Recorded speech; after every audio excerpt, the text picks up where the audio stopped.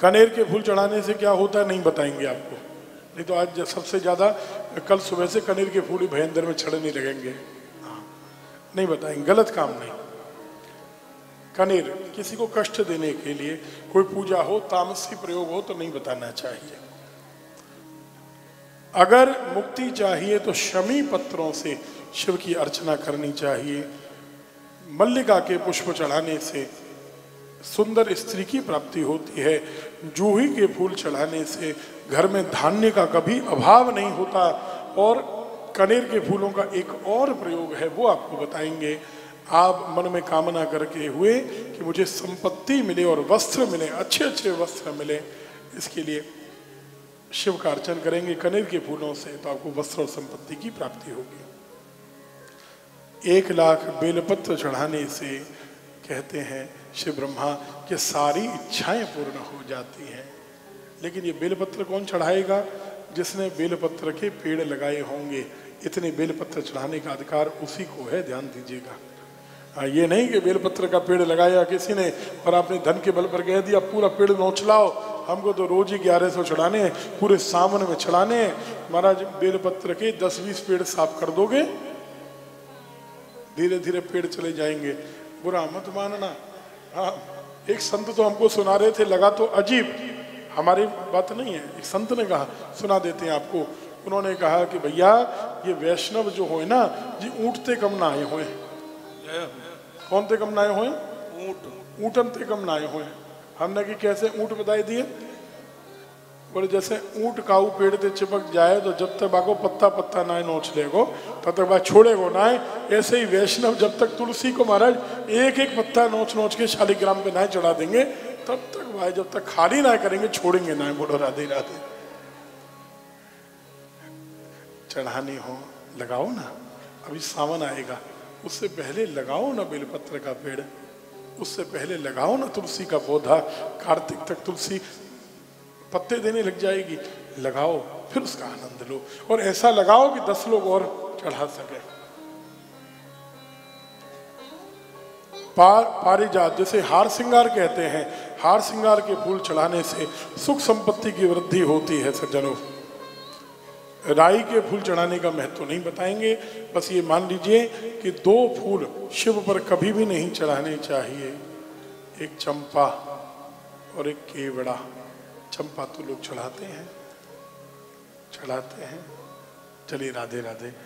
जो हमें कहना था हम कह चुके, अब करना है या नहीं करना है वो आप जाने। मना किया गया है शिव की पूजा में स्पष्ट रूप से। 36वां श्लोक है 14वें अध्याय का कि चंपक और केवड़ा, चंपकम केतकम हित्वा त्वन्य सर्वम समर्पयेत। सारे फूल 2 को छोड़कर चढ़ाए जा सकते हैं। 1 लाख गेहूं अगर शिव पर चढ़ाओगे, कितने गेहूं?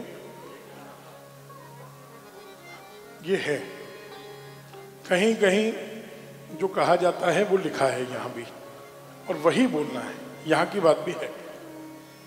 कैसे करें? 100 गेहूं तोल लें, 1000 गेहूं तोल लें, कितना वजन हुआ उससे 100 गुना नहीं करें, 110 गुना कर लें। थोड़ा बहुत कम ना हो, ज़्यादा हो जाए तो ठीक है।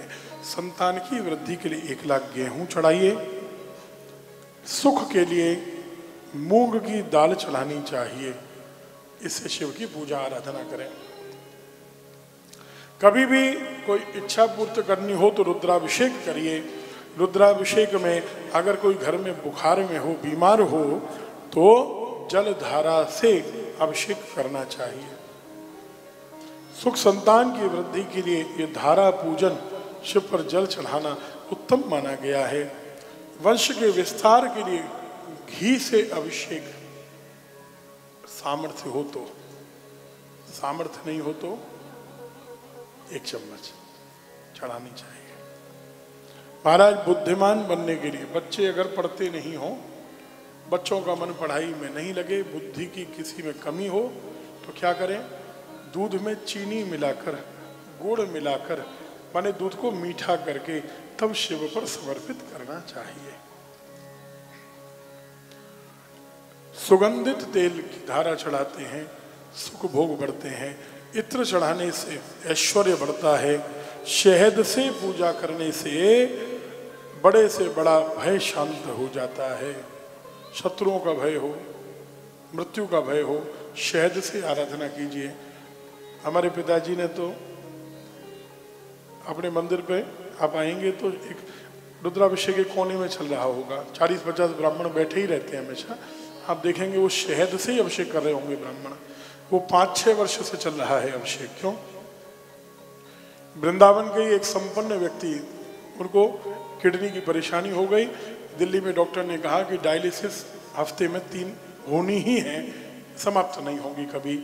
पिताजी ने कहा कि शहद से अभिषेक करिए, काम हो जाएगा, डायलिसिस बंद हो जाएगी।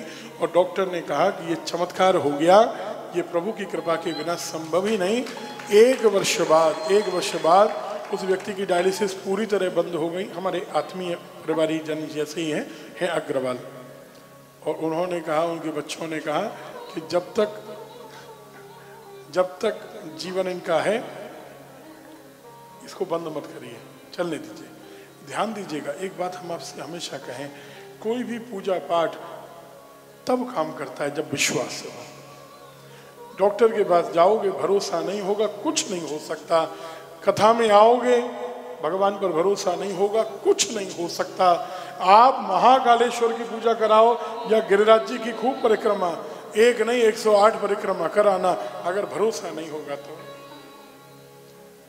आज नटवर जी ने, कल उमेश जी ने हमको बड़ी अच्छी बात बताई अपने पिताजी की, कि गिरिराज जी पर भरोसा है कि कृपा तो मुझ पर यही करेंगे, गिरिराज जी को नहीं छोड़ूंगा, कुछ भी छोड़ दूंगा। आज ये बता रहे थे कि पिताजी बस अंतिम समय से थोड़े दिन पहले, 25 दिन पहले पैर जमा दिया कि शीश नहीं नवा पाया, स्पर्श नहीं कर पाया गिरिराज जी को, उसको करे बिना नहीं जाऊंगा। ये भावना काम करती है, ध्यान दीजिएगा, ये भावना काम करती है। हमारा रोआ खड़ा हो रहा है। हम ये कहना चाहते हैं, विश्वास, हमारा विश्वास भगवान को कृपा करने के लिए विवश कर देता है। ध्यान देना, हमारा कोई मंत्र काम नहीं करेगा, कोई पूजा आराधना काम नहीं करेगी, हमारा विश्वास काम करता है। विश्वास करते हुए ओम नमः शिवाय करते हुए भी चढ़ा दोगे, काम हो जाएगा। किसी को किडनी की परेशानी है, सामर्थ्य हो तो शहद से अभिषेक करिए, नहीं हो तो 1 चम्मच शहद चढ़ाइए, 2 बूंद चढ़ाइए, लेकिन भरोसे से चढ़ाइए, शिव कृपा करेंगे ही। अरे ऐसा बोलो ना जोर से। गन्ने के रस की धारा शिव पर चढ़ाने से हर तरह की संपत्ति और इच्छाओं की पूर्ति होती है। और सबसे बढ़िया क्या है, अंत में कहा, सबसे बढ़िया धारा कौन सी है? सोचो, सबसे बढ़िया। जय गंगा जय गंगाधर, गंगा मैया की जय, गंगा मैया की जय, गंगाधर भगवान की जय। सबसे बढ़िया तो शिव की आराधना में गंगा जल बताया गया है। बोलो राधे राधे, राधे राधे।